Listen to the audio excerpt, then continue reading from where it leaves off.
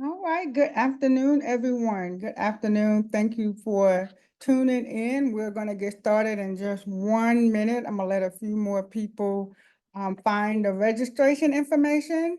But I am Candy Martin, and today we're going to be doing How Money Works for Entrepreneurs. And so I'm super excited because this is one of my favorite topics. I just have a heart for small business owners. I'm a small business owner myself. And so I believe we have a lot in common. And if you haven't started a business and you're thinking about starting one, well, that's great. It's so awesome that you're getting the information beforehand, unlike some of us. We kind of just jumped out the plane and found the parachute later. So you're off to a great start if you have not yet launched your business. And if you've been in business a very long time, thank you for coming. This will be a refresher course for you. And so, like I said, we'll get started in just like maybe 30 seconds. I'm gonna send the registration information to a couple people that text me, and then we'll get right into it.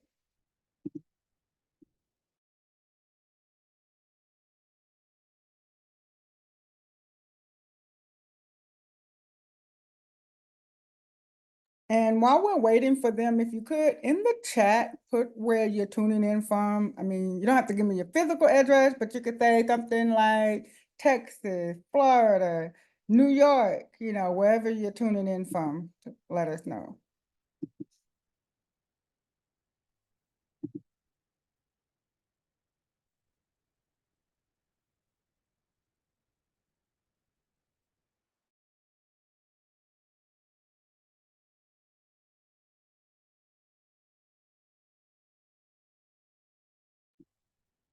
All right, so I want to honor you guys' time, and so let's get right into it. I'm going to a few housekeeping. This is being recorded. For those of you that have registered, you will get you will get the replay link so that you can go back. So if you like me, I kind of like to be present in the moment and then I go back and take notes. Or if you want to take notes now and take notes later, however you choose to do that, that is fine. I do appreciate you all for tuning in. So I'll make sure that you get the replay information. All right, so once again, my name is Candy Martin, and today I'm going to be teaching you about how money works for entrepreneurs. I am a financial educator. I I'm also a tax preparer. I'm a mom. I'm a wife. I'm a sister. I'm a cousin. So let's get right into it. And it is muted later on toward the end. I am going to open it for questions and answer. I'll stop the recording and then we'll do Q&A. Just want to go all the way through the material so that everyone has a chance to get the information, because when we start asking questions, how we can go. So I want to go through the presentation and make sure that you all get all of the information that I have for you today. Also, on the screen, there's a QR code. If you scanned it, that'll take you to our master classes, in which if I would say about every Friday you could check it for new classes, because we're constantly adding new classes. But on that QR code, if you click master classes, it will allow you to find out what we have coming up next.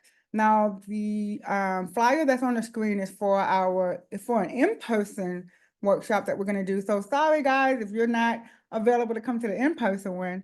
But on the QR code, we do have plenty of online classes. We have one coming up Monday. Well, we're going to be talking about personal finances for how money works for individuals. Trying to think what else is on there. So there's a few classes that's there, and a few in person and also on Zoom. So if you can share this event on August 20th, it's open to the public and it is free. You just have to register. It does require registration because of the capacity size. We like to keep the in-person ones kind of small so that we don't get too many people. We want to make sure that you get all the information. So you know anyone in and around the area, or you yourself, you're more than welcome to attend. But also, if you scan the QR code, you'll see all of our upcoming classes. All right, so I'm not going to hold anything out. We're just going to jump right into it. So for entrepreneurs, let's do a finance review. Less than half, which is about 48% of small business owners, are confident they're paying their taxes correctly. And that could be your quarterly taxes, your sales tax that you pay every month. It could be your annual taxes, your tax return, some unfiled taxes, Less than half are confident that they're doing it the correct way. 32% of small business owners say they say better financial literacy will help them improve their budget and cash flow. And so that's why I'm here today. Hopefully by the end of this session, you will have a better understanding and that financial literacy is not just for individuals for your personal, but it is also for your business. We do need to know some terms. We do need to know what happens if I do X, Y, Z, or if I do 1, 2, 3, what are the results? And having some basic understanding of a lot of things will help us do better in our business. It'll help us budget better. It'll help us have a better cash flow. And who doesn't want more cash flow? Low financial literacy costs small business owners an average of $118,000 in lost profit, $118,121 in lost profit.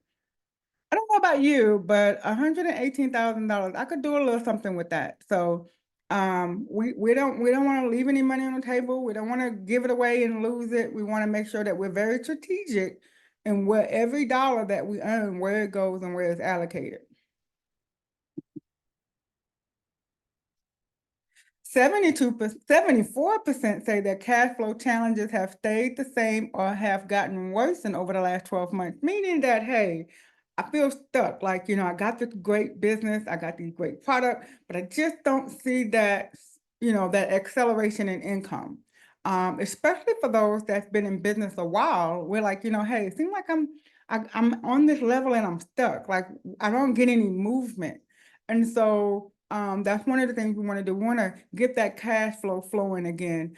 Bring that excitement in. When you're new in business and you make your first sale and you're excited and you just love to hear the ka-ching on the app. But then when you've been in business a while, sometimes it's just like kind of stagnated. So that's what that is talking about. And in some cases, it has even seen a drop in revenue. 38% of small business owners use their own money to fund their business when the cash flow river runs dry. We treat our business like the third child for real. Like, when our kids come to us and they're like, Mom, hey, I just need $20 and then I need $30 and I need $15. Those 12 and $5 start adding up. And so small business owners have the tendency, 38% of them, on average, have the tendency to, if the business is running short on something, just to go into their personal cash flow, taking money out of their personal home and putting it into the business, especially when you have a home-based business. I see the numbers a little higher there because it's almost like, well, it's all the same, and it's really not. Nearly 6 in 10, 59% use credit card as an emergency fund or a temporary source of funding their business. Wow. The business is doing well, but your personal finances are being challenged and struggling because you have maxed out credit cards, gotten personal loans. You are doing everything you can to keep this business afloat. And rightfully so, it's your baby. You're passionate about it. Perfectly, that's the reason why. And you look at the business as, well, one day it will pay off. Well, in the meanwhile, your personal finances are suffering. All right. 48% of small business owners planned to build personal wealth by growing their business. You're looking at the business as the end all to be all. This is what's going to save me and my family. This business is going to take off, and then I'm going to be able to retire, and I'm going to be able to take a vacation to Bora Bora. I mean, this is kind of like the vision that you have for your business. Like this is it. And for some of us, it has to be it because we've already invested the time, we've already invested the money, we've already got the brand, the name out there. And for those of you that are new and haven't really gotten started or just getting started, we are so honored that you're here because you get to save yourself some of the challenges we've gone through. But 48% of business owners are looking to the business to be the plan to help them pass down generational wealth. And so we want to make sure that you're getting what you need to make that happen. So a lot of times small business owners forget that they are personal people, that they're individuals and that they have a personal life and that the business is it's not your total package of who you are. You still have a life, you still have family, you still have personal finances. And the two should not be commingled. So as a 27-year tax professional, I'm telling you, do not commingle your funds. That's a whole nother class. We do have a class coming up usually around November where we talk about taxes, and I help small business owners go from start to finish and getting their taxes set up. But you definitely want to have your personal and your business finances separated. So I want to take a little deviation here from small business and talk to the small business owner, because oftentimes we look at ourselves as the business and we forget about us as the person. So financial literacy can cause poverty, debt, stress, divorce, confinement, and even shorter lifespan. If we have any health professionals on here, I'm sure you all know that when people come into to see you or to the hospital and they're stressed, a lot of it could probably be alleviated if they just take care of some of their financials. I've heard a lot of medical professionals refer to financial wellness as something that is so needed across the board. 44% of Americans do not have enough cash to cover a $400 emergency, meaning that if you're driving down the road and you hit one of the lovely potholes, I don't know, here in Louisiana, we seem to have a lot of them. I don't know how it is out there where you guys are, but it's like fog around here, you know, you're dodging, trying to make sure that you don't hit a pothole. But a tire could cost you easily $400, at least, you know, maybe a tire and a half you can get for $400. And just to go in and get that repaired and get that replaced would set 44% of Americans back. It's an emergency. Just think something as simple as getting a tire changed. $9,333 is the average credit card debt for balance carrying households who will pay $37,486 worth of interest in 30 years. What could you do with $37,000? College fund, pay off debt, buy a home. You know, in some cases, that's enough to buy a fixer-upper or a down payment on your dream home. That's how much it's costing us in interest. 43% of student loan borrowers are not making payments, probably more than that now.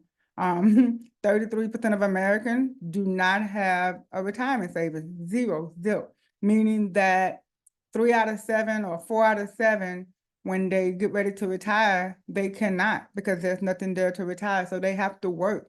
They're 78, 82-year-olds working at retail stores because they cannot afford to not work. And when we're business owners, what are we doing to prepare for retirement? Are we putting things aside for retirement? Do we even have a retirement plan? Because we feel like I'm a small business owner. I don't work for a corporation. For those of you who are full-time in your business, you may not realize that you can actually set up your own retirement account through your own business. You do not have to work for a big corporation to have one. It's great if you do. And I don't want to jump ahead, but we do this every second Wednesday of the month, and next month I will be talking about some of those things, of how to put those things in place. So so you definitely want to make sure as a small business owner that you don't forget about you. You're serving your clients, you're helping your customers, and you're making sure that everybody is good, but are you okay? So don't forget to check on you. And there's no generation. I don't care if you just started in business, you're about to sell your business and go into retirement, or if you're in the middle of it like I am. I feel like this is my thriving years. None of us are saving enough money. Right now, today, millennials have about $23,000 saved for retirement. Those of us in the middle have about $66,000 ready for retirement. Baby boomers, the ones that are retiring at a record rate every day, only have about $152,000 for retirement. And I don't know about you, but if you can take out your calculator and you do 152 and divide that by 12, that tells you that's not going to last very long. And we don't even want to talk about the $23,000. There's nothing, you know, we don't even have to even get the calculator out for that to know that that won't last. So hopefully by the end of this session, we can turn some things around. And if none of this applies to you, awesome. Maybe you know someone else who is in this situation, and I do want you to share this information with them.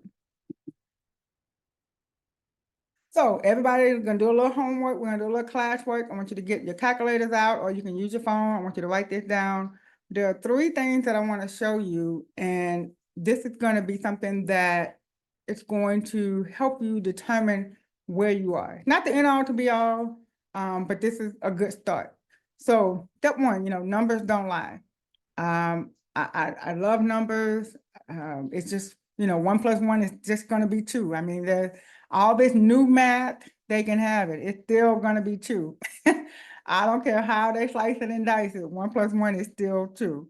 All right. So, but do you know your numbers for your business and for your personal finances? So you can use the formulas that we're going to go over. You can use it for if you want to find out where you are with your business, or if you want to do it for your personal, or both. So your financial independence number, the FIN. So your financial independence number, that is the number that says, hey, I'm financially free. If I have this number, I can breathe. Life is good. I can do as I please, or I can volunteer. I can retire. I can sleep well at night if I have this number. So let's figure out what your financial independence number is. So I want you to take your annual expenses, and in order to come up, and we're going to do a guesstimation because we're on here. But I definitely want you to get with your financial educator and the other person that invited you to this workshop, and have them to sit down with you and actually help you come up with your exact number. But for the sake of example today, think about how much you spend in a month. And I want you to take that number, multiply it by 12. So let's say, for example, you spend $1,000 a month on expenses. That's like gas, water, car note, everything comes up to $1,000. I know that's a dream, but I mean, that's the number we're gonna go with, okay? So you're gonna take $1,000 a month, you're gonna multiply that by 12, you're gonna come up with $12,000. So I want you to write down what your expenses are for the month, multiply it by 12, and write that number out. I'm gonna do mine on my side. My example for me is $1,000 a month times 12 months. That equals $12,000. So for me, my annual expenses are $12,000. You have your number. Everybody has their number. I can't see your faces, so but I see you, Daphne. I see you have your camera on. Thank you for having your camera on. I appreciate that. It's good to see people when you're talking to them, have you guys talk back. So if you're able to turn your camera on, please turn it on. But if not, I understand. All right, so I have $12,000. You have your number. Now you take that number, whatever your number is, and multiply it by 25. Okay? Whatever your annual expenses times 12 number is, I want you to multiply that by 25. Okay. Now, don't put it in the chat because we don't want everybody in your business. But for my example person, if I had $300,000, that would be my financial independence number. So how did I get to that? We took our monthly expenses, multiplied it by 12, that means per year. Then we took that total and we multiplied it by the number of 25. If you have that number right now in your bank account, you're good. We need to have another conversation at another time. But if you do not have that number in your bank account right now, then we need to continue on with this workshop. Okay, agreed? Everybody, we're good? All right, so did anybody, if you need me to go back before I go to the next part, let me know. Just put in the chat, you got it, don't got it, just give me something. You don't have to give me the number. Did you get your FIN? I just want to know, did you get your FIN? Yes or no? Let me know. Put it in the chat. All right. All right. Thank you, Mr. Gooden. Thank you. He said he's good. All right. All right. Keep moving on. All right. Thank you, Miss Vanessa. Thank you. I know Miss Vanessa knows her financial independence number. She has the one of the #1 educators, financial educators in the business. She kind of knows them pretty well. So shout out to you, Miss Vanessa. Thank you, Daphne. Awesome, awesome, awesome. All right, so let's go to our next rule that I want you to kind of grab a hold of. And I'm kind of thinking how I want to do this. Okay, so I'm gonna do this two ways. If you already have your retirement account set, prayerfully, you know what your balance is in your retirement account right now today. All right, so let's do this. If you don't have a retirement account, then you can skip this one. But if you do have a retirement account, I want you to think about the balance if you know it, or round it off close as you can. If you're a 401k or your solo K or whatever retirement account you have, I want you to think about the total balance that it has in it that it has today. And if you don't know the balance, then that lets you know that that's part of your homework. You get the balance. You need to know what your balance is. You need to know how much money you're supposed to have in there. Those people, don't trust some people with your money like that. You need to know what's in it. So take your number of your total of your balance. I want you to take your balance, whatever your retirement balance is, and I want you to multiply that by 4%. So for my example person, my retirement balance was 300,000. I'm going to multiply that by 4%. Okay. So whatever your retirement balance is, I want you to multiply that by 4%. Okay. Once you have that number, I want you to divide it by the number 12.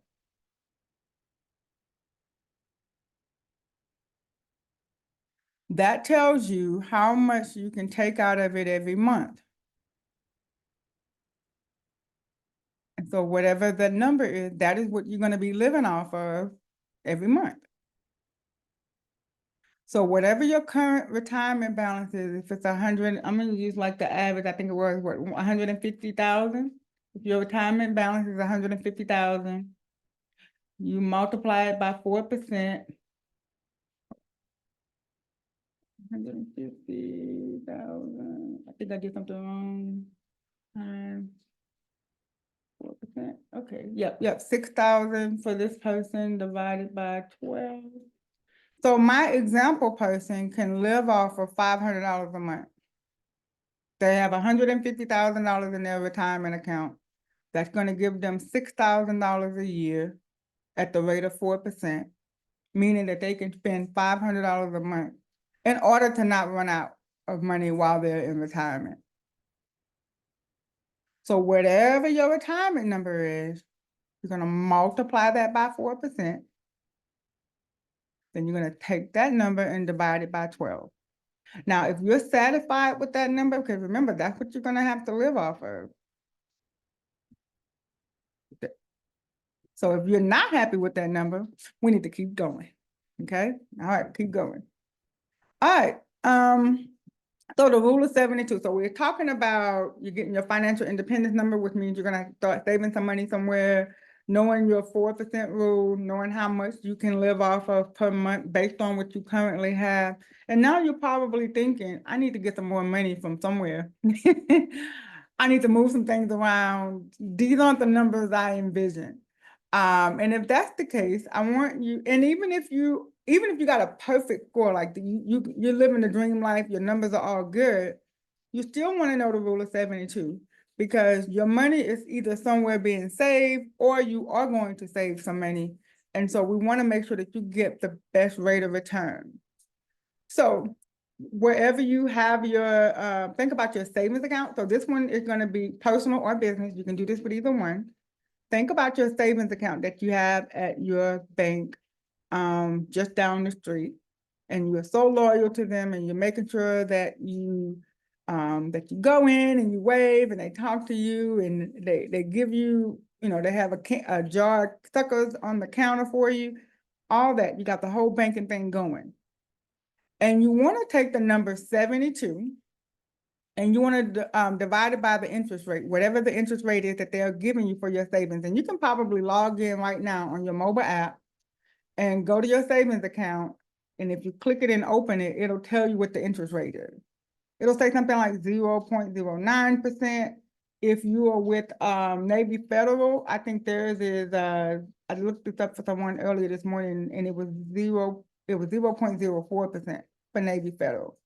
So whatever bank you use, whether it's Chase, Wells Fargo, Bank of America, I want you to get that interest rate, or at least write the formula down and you can do it later. You take the number 72 and you divide it by the interest rate on that account. So whatever the balance is that you have in that account, when you take the number 72 and you divide it by the interest rate, that is going to tell you how long it's going to take for your money to double. So if you have $1,000 in that account, you're gonna that's how that number is gonna tell you how long it's gonna take that $1,000 to become $2,000. Okay. All right. So know the rule of 72 because you want to know what type of interest you're getting. Take the number 72 divided by the interest rate that the bank is giving you, and that's going to tell you how long that balance, whatever the balance is in that account, how long it's going to take that balance to double. All right. And so, for example, let's say that bank is giving you 1%. Now, I just told you one of the banks is only giving 0.04%, but let's be generous and say that they're giving you 1%. You take the number 72 and you divide it by the interest rate. And if it's 1%, it's going to take your money, whatever that balance is, 72 years to double while you have your money sitting in that bank. Now, mind you, when it's in the bank, whether it's in our business account or our personal savings, whatever it is, they loan our money out. We put our money in, they take our money and they loan it to someone else, but the interest rate is way higher. Trust me. I wish they were loaning money at 1%, I'd be down there right now. But they loan it back at 10%, 12%, 28%, some crazy numbers sometimes. If they are giving you the interest rate of, let's say they're giving you the interest rate of 6%, that's better. Your money is doubling every 12 years. But you got to remember, we're putting our money there. They're using it to loan it back to us or to do other things. And so we got to make sure that we are getting the same benefit. Ask the question, hey, how much interest are you giving me on my deposit? Ask them. Trust me, a lot of people don't ask that question. You might shock them a little bit because you're going to ask them. You're going to say, hey, look, I have $10,000 in my savings at your bank. What is the interest rate on my return? Then I want you to do the rule of 72. You could do it right there with them. Like, okay. And that's going to tell you how long it's going to take for your money to double that you have in that institution. Okay. All right. If you have any questions, please put them in the chat.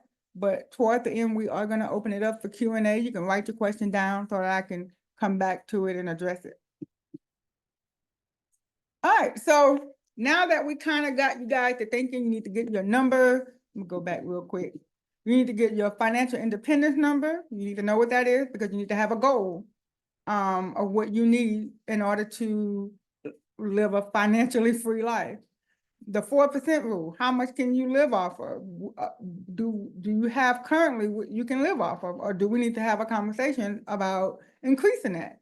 Or getting back with the person that invited you, the financial educator that invited you, and make sure that your numbers are together. And don't forget to do the rule of 72. Make sure you pull out your bank statement and you look at it because they're using your money. Why not you get the benefits of it? All right, so now that we got that, one of the things when people take my classes or we have conversations, they thought, you know what, I need to do that. I need to get it together, but then we procrastinate. Procrastination is hands down our favorite form of self-sabotage, meaning that nobody else is ruining it for us. We are doing a great job just by putting it off till tomorrow. I am guilty of that. There are some things I'm like, I'll do it tomorrow. I'll do it next week.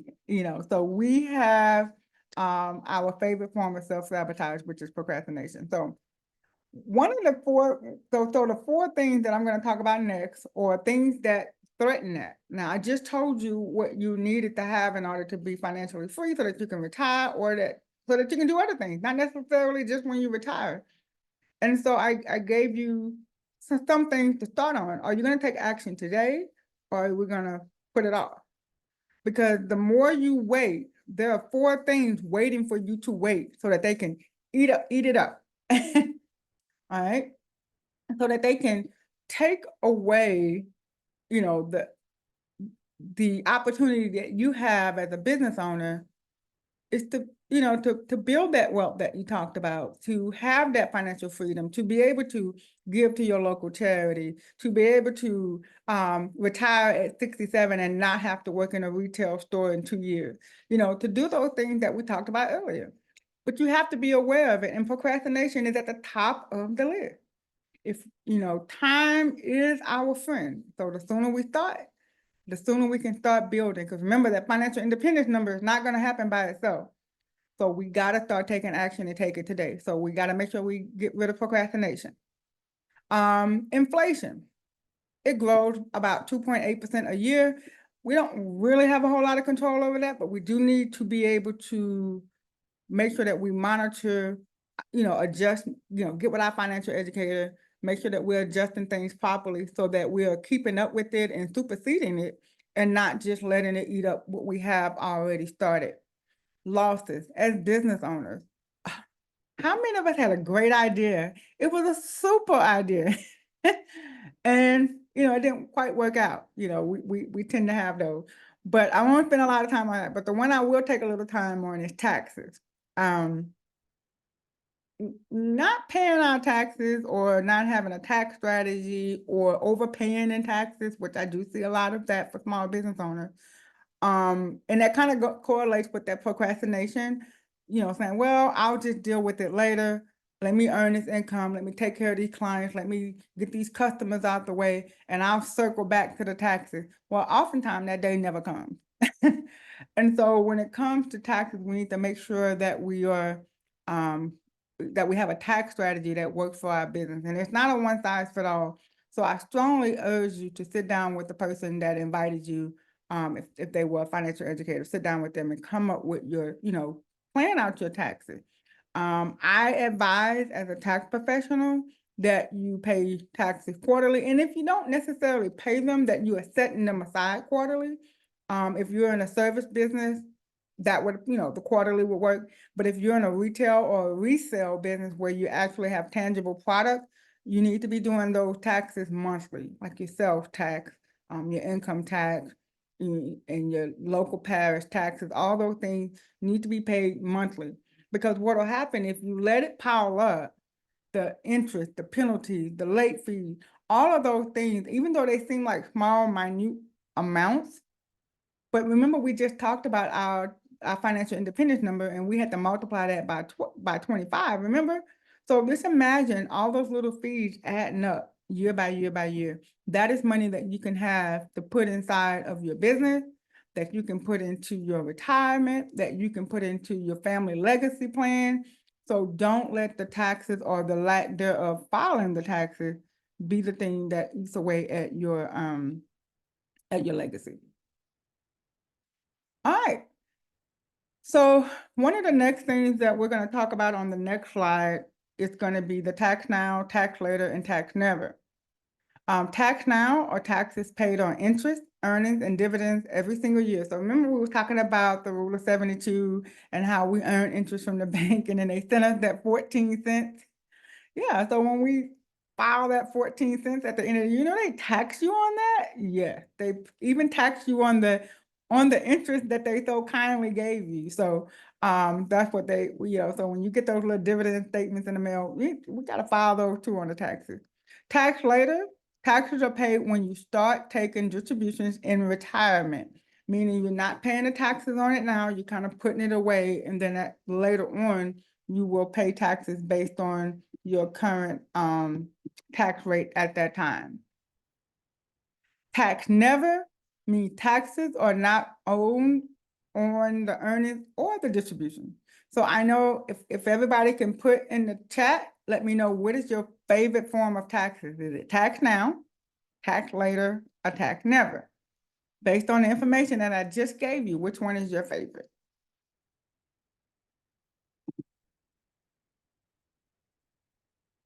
All right, and I'll put mine in the chat too. That, even as a tax professional, I have my favorite too. Let's see, I was kind of curious. Never. That's right. Who wants to pay taxes? I don't know. All right. So would you rather pay taxes on the seed that you're currently or doing now or on the harvest? So we're gonna get right into that. Everybody put never, nobody said taxes now, nobody dying to pay the taxes. Okay.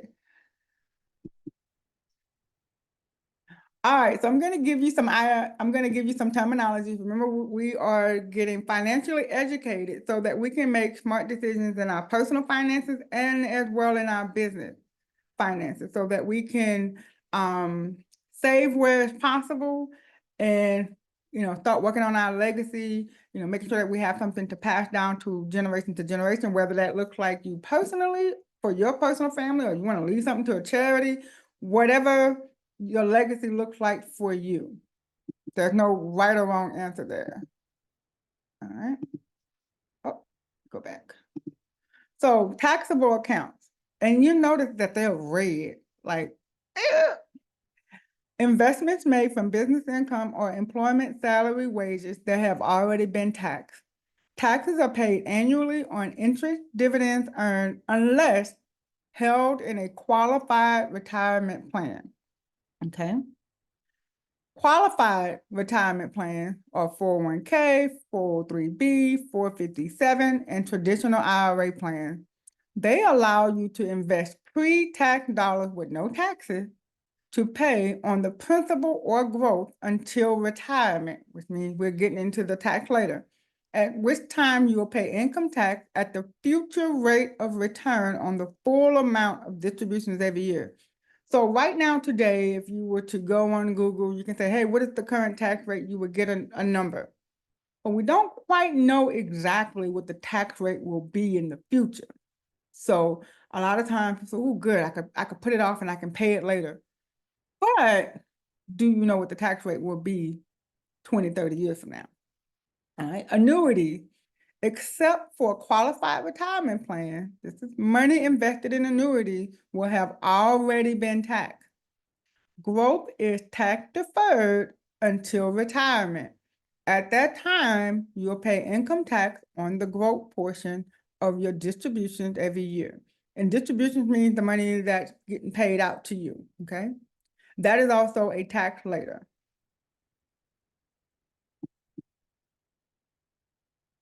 All right.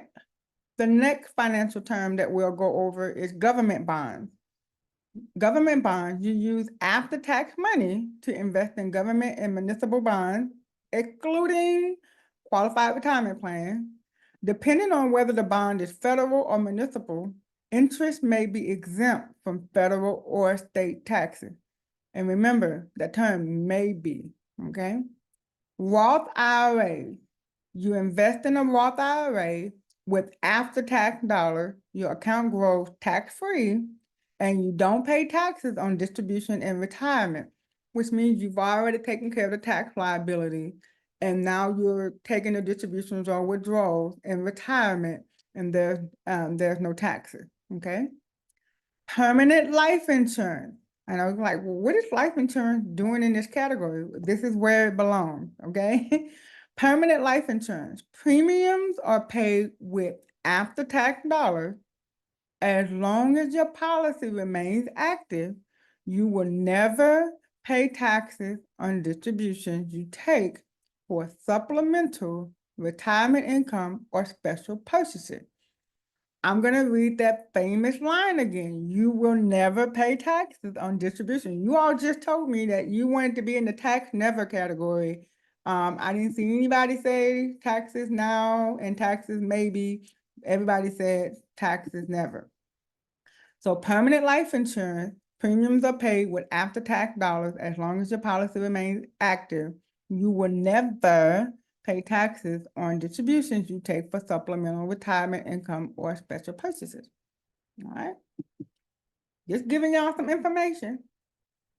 All right, 3 strategies to protect against loss. Remember, we talked about as business owners, we often, take some chances, we take risks, we just, got the greatest and the latest, best new idea, and sometimes we're impacted by losses. So in order to protect against losses, we should reduce the risk, diversify our portfolio, and utilize financial vehicles. Don't procrastinate. When we talked about that, don't procrastinate. Make sure that you are scheduling. As soon as this thing is over, I hope that you have a burning desire to get with your financial educator, your financial advisor. Consider inflation and talk with a financial professional. Do not wing this. I know we're very smart as business owners and we tend to be able to solve a lot of problems. But this is one of those situations where we don't want to wing it and try to figure it out and Google it. We definitely want to get with a financial professional about ways to reduce, remove the impact of losses from our strategy. Remember, our strategy is to build our business, to make it sustainable. The business, 48% of business owners, we're looking for the business to be our legacy and our retirement plan. And so while we're building, what we don't want is something to come along and cause it to all go away. So you definitely want to have a strategy that will protect you from loss. All right. And I think it's going to be one of our last set of terms that we're going to learn on today, or that we're going to review for some of you who may already be familiar. But this one is very important and tends to be like most silent because we're busy, throughout the day, taking care of our business, making sure that we take care of our clients and our customers. But what about us as the business owner? Do we have a will? Do we have our financial power of attorney in place? Do we have our advanced healthcare directive or living will? Do we have our HIPAA in place? So I'm going to go over these 4 terms and then we'll go from there. A will, it identifies the guardian of minor and special needs children and who will carry out your wishes and how your property will be distributed. Now, in some communities, they don't like to talk about leaving a will. They're like, I don't want to talk about that. But what happens if you don't have one? Who's going to take care of your kid? And a lot of times people say, well, my mom, I get them, my aunt, I get them. Not necessarily. If the court says otherwise, because you did not leave a will. Or if you have certain access that you want to leave to a certain person, you got to take care of that now while you're breathing, okay? Financial power of attorney identifies who will control your affairs, like managing your bills, insurance, taxes, selling property, if you're not able to do so yourself. If you're running a business, what happens to your business should you be in a coma or get really ill and can't make decisions? Some certain things that when you're in a hospital, you can't do certain business maneuvers. So what happened to your business? What happened to your personal income? Does it all just go away? Remember, we're talking about strategizing against loss. What happened? Does it all just go away? Or did you appoint someone to take care of it for you so that there's no backlog in activity because you're not able to function? Healthcare directive identifies the person to make your healthcare decision if you cannot, and states what medical treatment you wish to receive if you are unable to choose one. I know at one of years ago, I worked at not work, but I volunteered at a church and I was on the hospitality committee. And the hospitality committee was also the same committee that when someone in the church or someone in the community passed away, that they would work with the family on doing the obituary, making sure they get with the funeral home. I mean, there was like a bereavement, I think it was called or something, hospitality. They would make sure that everything was where it was supposed to be and that the funeral was a success. And I'll never forget, just about every time that it was time to get together with the group or the family that was going through this, the family was arguing and fighting over just things, you go up to the hospital right before they get ready to unplug somebody, we're going and we're visiting with the family, and the family is out in the hallway arguing and fighting. Don't unplug her. She didn't want to live like this. Yes, she would. You should pray. I mean, it just was ugly. And the doctors and the nurses are like, hey, we need a decision. So avoid that, you know, put your final wishes, put your things if you are in a coma or if you're on life support, should we give you blood or not? I mean, people were arguing about the silliest of things, but they didn't know. And so don't leave that burden on your family.